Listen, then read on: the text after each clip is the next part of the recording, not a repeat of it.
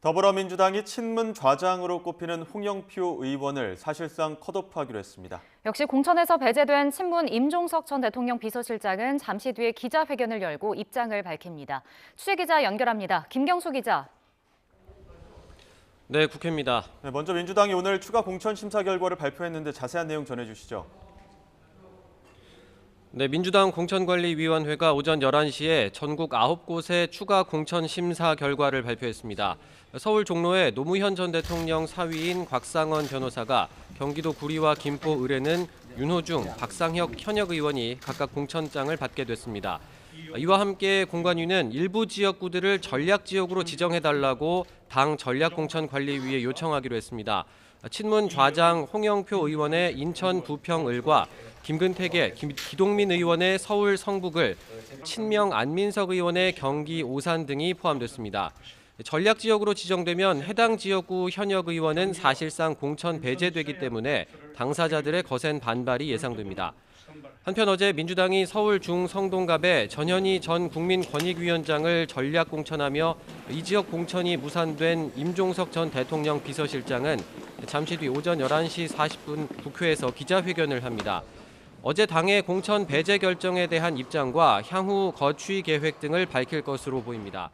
임 전 실장 공천 배제와 고민정 의원의 최고위원직 사퇴 등으로 친문계와 친명계의 갈등이 고조된 가운데 오늘 임 전 실장이 어떤 입장을 낼지 관심이 쏠리고 있습니다. 친문 등 비명계의 공천 불이익이 집중된다는 문제 제기가 이어지는 가운데 대표적 비명계인 오선 설훈 의원은 오늘 민주당 탈당을 선언했습니다.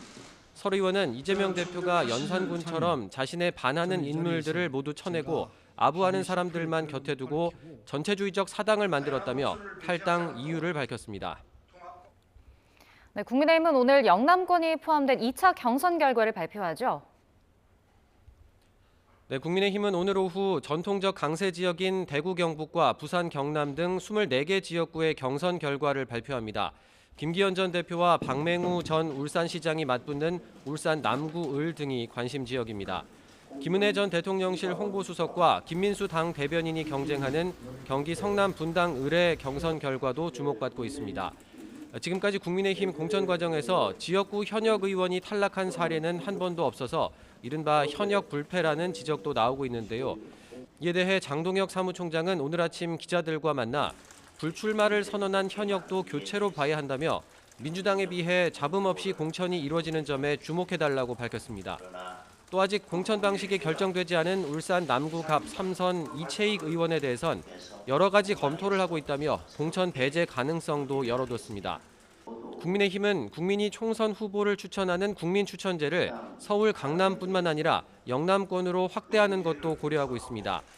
이와 함께 당의 요청으로 부산에서 서울 영등포 을로 출마 지역을 옮겼다가 경선 포기를 선언한 박민식 전 국가보훈부 장관의 재배치 논의를 검토하고 있습니다. 이와 관련해 장동혁 사무총장은 본인 의사가 중요하다면서도 수도권 등 경쟁력 있는 후보가 역할을 했으면 하는 지역들이 있다면서 박 전 장관이 함께 해주면 좋겠다고 언급했습니다. 지금까지 국회에서 전해드렸습니다.